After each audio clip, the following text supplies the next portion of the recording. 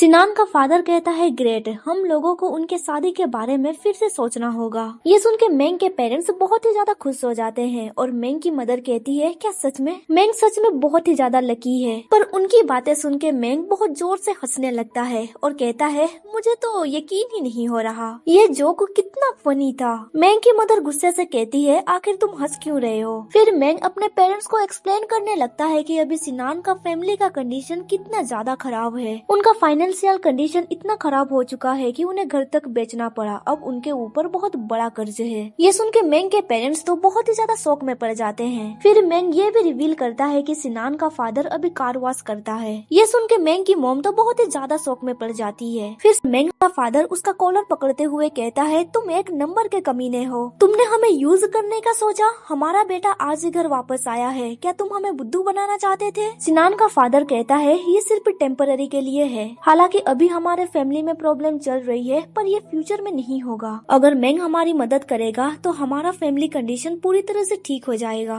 मेंग के पास अभी बहुत सारा पैसा है, मैंने उसे लग्जरियस कार में बैठे हुए देखा था। ये सुन के मेंग कोल्ड वॉइस में कहता है मेरे पास कितने पैसे हैं इससे तुम्हारा क्या लेना देना है? सिनान का फादर विनती करते हुए कहता है प्लीज जरा सोचो हम लोगों ने तुम्हारे लिए क्या किया है। ये सुन के मेंग गुस्से से कहता है अब तुमने जब मेंशन कर ही लिया अब मुझे याद आ रहा है, तुम बस मुझे इस्तेमाल करना चाहते थे ताकि मैं एक हाई क्लास अल्फा को जन्म दे सकूं। तुमने तो आज तक मुझे एक ह्यूमन की तरह ट्रीट भी नहीं किया है। फिर वो आगे सोचने लगता है जब सिनान मुझे हिट कर रहा था तब उसने मेरे बारे में कुछ भी नहीं सोचा, चाहे कुछ भी हो जाए मैं उन्हें दया नहीं दिखा सकता। सिनान का फादर कहता है फिर भी क्या तुम मेरी थोड़ी सी मदद कर सकते हो, तुम मुझे कुछ पैसे दे सकते हो क्या? तभी मेंग की मोम सिनान के फादर को हिट करते हुए कहती है यहाँ से दफा हो जाओ और यहाँ पे बिल्कुल भी वापस मत आना। जब सिनान का फादर वहाँ से चला जाता है तब मेंग का पिता कहता है मेंग तुम बहुत आगे बढ़ चुके हो, वो लोग अल्फा है, क्या तुम्हें नहीं लगता वो हमारे ऊपर रिवेंज लेने की कोशिश करेंगे? तभी मेंग की मदर कहती है क्या तुमने नहीं सुना उसने क्या कहा था? मेंग अभी रिच हो चुका है, हम लोग उनके तरह ही पावरफुल हैं, वो हमें कुछ भी नहीं कर सकते।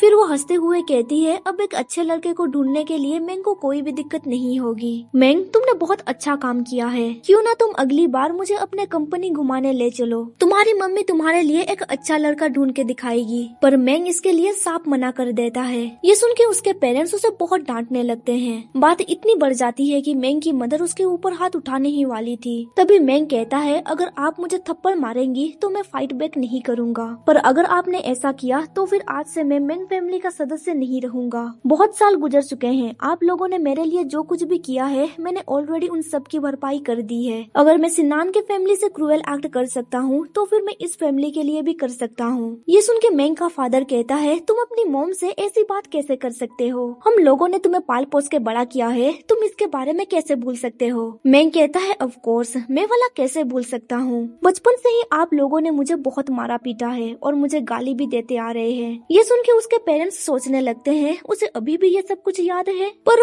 हम दोनों तो तब उसे सिर्फ डिसिप्लिन सिखा रहे थे। फिर सिनान उन्हें एक कार्ड देते हुए कहता है इसमें काफी पैसे हैं, इस पैसे के जरिए आप दोनों अपनी पूरी जिंदगी गुजार सकते हैं। ये सुन के उनके पेरेंट्स एक दूसरे का मुंह देखने लगते हैं। कुछ देर के बाद हमें दिखाया जाता है कि मेंग अपने घर से बाहर निकल चुका था। अभी वो सोच रहा होता है मैं ये कब से करने की सोच रहा था, पर अभी मुझे बुरा फील क्यों हो रहा है। तभी वो अपने सामने एक हैप्पी फैमिली को देखता है और सोचने लगता है क्या मुझे भी एक हैप्पी फैमिली चाहिए। वो बहुत ही ज्यादा परेशान हो जाता है। वो एक जगह पे बैठ जाता है और कहता है हाँ मैं 20 सालों तक एक अच्छा बच्चा बन के रहा, पर देखो मुझे अभी क्या मिल रहा है। तभी अचानक से उसके सामने जिन आ जाता है और कहता है क्या तुम ठीक हो? उसे अचानक देख के मेंग डर जाता है और कहता है मिस्टर जिन तुम यहाँ पे क्या कर रहे हो? जिन कहता है मैंने तुम्हें मैसेज भेजा था, तुमने मुझे आंसर नहीं दिया, तुमने मुझे कहा था कि तुम अपने घर जाने वाले हो, मैं तुम्हारे बारे में परेशान था इसीलिए मैं यही आसपास तुम्हारा इंतजार कर रहा था। फिर वो आगे कहता है तुम्हें क्या हो गया, तुम्हारा मूड ठीक नहीं लग रहा है, क्या नेगोशिएशन अच्छी तरह से नहीं गई? मेंग कहता है ऐसा नहीं है, सब कुछ अच्छे से हुआ,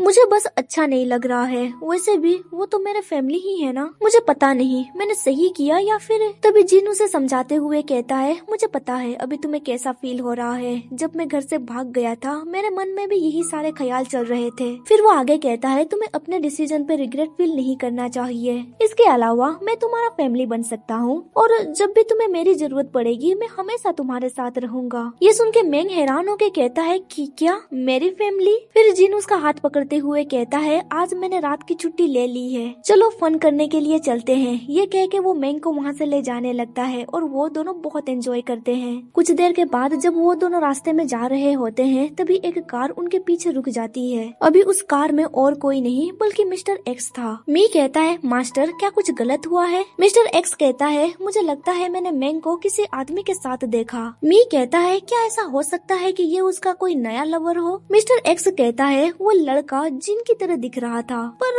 वो ऐसा हो नहीं सकता। अभी वो सोच रहा होता है जिन ऐसे ड्रेसेस बिल्कुल भी नहीं पहनेगा। फिर वो आगे कहता है मैंग जिन को बहुत पसंद करता है इसीलिए वो उसी की तरह दिखने वाले किसी लड़के को पसंद कर रहा है। वैसे भी अभी जिन एक नए प्रोजेक्ट में बहुत ज्यादा बिजी होगा, उसके पास समय नहीं होगा मजे करने का। मी कहता है अगर आपको मैंग के ऊपर डाउट हो रहा है तो फिर हम उसे एक काम दे सकते हैं। इस काम के जरिए वो एक्सपोज हो सकता है और उसके इल इंटेंशन का भी पता चल सकता है। मिस्टर एक्स कहता है वेल मेरे पास एक प्लान है। फिर हमें अगले दिन सुबह का सीन दिखाया जाता है। मिस्टर एक्स मैंग को अपने चैम्बर बुलाता है। सबसे पहले वो मैंग के काम को लेके उसकी तारीफ करता है। फिर वो आगे पूछता है क्या रिसेंटली तुम्हारा मुलाकात जिन से हुआ था? ये सुन के मैंग घबराने लगता है और सोचने लगता है क्या उसे कुछ सस्पेक्ट हो रहा है। फिर वो खुद को शांत करते हुए कहता है हम दोनों के बीच कोई भी कॉमन प्रोजेक्ट नहीं है इसीलिए हमारी मुलाकात नहीं हुई है। फिर मिस्टर एक्स उसे एक बीडिंग कंपटीशन में जाने के लिए कहता है जहाँ पे बहुत सारे मल्टीनेशनल कंपनी भी आने वाले थे। मिस्टर एक्स कहता है मुझे पता है तुम मुझे इस प्रोजेक्ट में निराश बिल्कुल भी नहीं करोगे।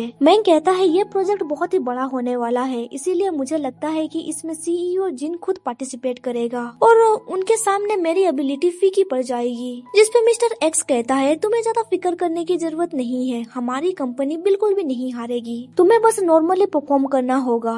मैंग कहता है ठीक है मैं समझ गया, मैं आपको डिसअपॉइंट नहीं करूंगा। जब वो ऑफिस चैम्बर से बाहर आ जाता है वो बहुत ही ज्यादा परेशान हो जाता है और सोचने लगता है मैं इसके लिए राजी क्यों हो गया। अगर मैं इस प्रोजेक्ट में फेल हो जाता हूँ तो फिर उन्हें मुझ पे शक होगा और मैं ये भी नहीं चाहता हूँ कि मिस्टर जिन हार जाए। फिर वो आगे कहता है ये जिंक्सन कंपनी के लिए एक अच्छा अपॉर्चुनिटी है, क्या मिस्टर जिन सिनान की तरह रिएक्ट करेंगे? इसके बाद हमें एक फ्लैशबैक दिखाया जाता है। अभी सिनान और मैंग एक यूनिवर्सिटी में साथ में पढ़ रहे होते हैं। मैंग कहता है 2 दिनों के बाद हम दोनों अलग अलग टीम में होंगे। अगर हमारे टीम को पता चल जाएगा कि हम दोनों इस तरह से मिल रहे हैं तो फिर उन्हें बुरा लगेगा। पर सिनान कहता है उनके बारे में कौन फिक्र करता है, तुम बस मुझे उनकी स्ट्रेटेजी के बारे में बताओ। जब हमारी टीम तुम्हारी टीम के अगेंस्ट जीत जाएगी तब मैं तुम्हें डिनर पे ले चलूंगा। पर मैंग कहता है मैं ये तुम्हें नहीं बता सकता। ये सुन के सिनान भड़क जाता है और कहता है क्या मैं तुम्हारे लिए इम्पोर्टेंट हूँ या फिर वो लोग? मैंग उसे एक्सप्लेन करने लगता है कि सिनान ऐसी कोई बात नहीं है, मेरा ये मतलब नहीं था, मुझे लगता है कि ये सही नहीं होगा। फिर सिनान वहाँ से जाते हुए कहता है अब बस बहुत हो गया, मैं तुम्हारे साथ बात करना नहीं चाहता हूँ, तुम्हारी मदद के बिना भी मैं ये गेम जीत सकता हूँ। एटलीस्ट आज मुझे पता चल गया कि तुम्हारा नेचर कैसा है। इसके बाद सीन प्रेजेंट में शिफ्ट होता है। ये सब कुछ सोच के मैंग सोचने लगता है उस दिन के बाद से उसने मुझे 2 महीने तक डंप किया,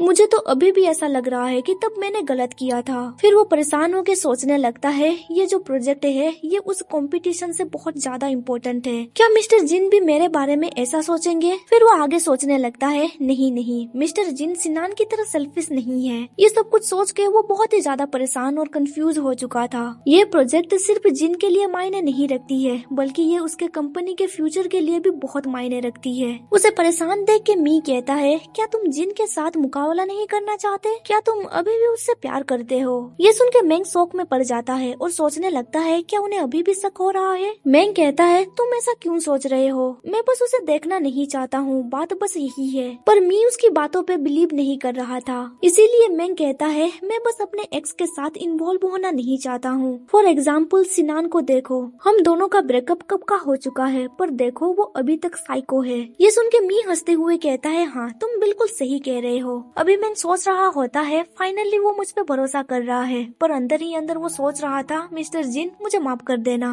तुम साइको बिल्कुल भी नहीं हो, प्लीज मुझे माफ कर देना। इसके बाद हमें रात का सीन दिखाया जाता है। अभी जिन अपने घर पे बैठ के एक प्रोजेक्ट पे काम कर रहा था, तभी कोई डोर बेल रिंग करता है। बटलर जाके डोर ओपन करता है और वो कहता है मिस्टर जिन मैंग आपसे मिलने के लिए आया है। उसे देख के जिन कहता है तुम्हारे आउटफिट को क्या हुआ? क्या तुम पापराजी बन चुके हो? मैंग कहता है मिस्टर जिन, आप मेरा मजाक करना बंद कीजिए, मुझे बस डर है कि कहीं उन्हें हम लोगों के बारे में पता न चल जाए। बटलर कहता है मैं कुछ चाय और स्नैक्स का बंदोबस्त करता हूँ। ये कह के वो वहाँ से चला जाता है। जिन कहता है आखिर बात क्या है, तुम यहाँ पे इसीलिए तो नहीं आए हो ना क्योंकि तुम मुझे मिस कर रहे थे? ये सुन के मैंग एम्बेरस होके कहता है मिस्टर जिन, आप पहले तो ऐसे नहीं थे, मुझे लगता है साइमन का बुरा असर आपके ऊपर पड़ रहा है। जिन उसे कहता है मैंने तुमसे पहले भी कहा था ना, जब हम दोनों साथ में रहेंगे तुम्हें मुझे अपने नाम से बुलाना होगा। ये सुन के मैंग ब्लश करते हुए उसे अपने नाम से पुकारता है।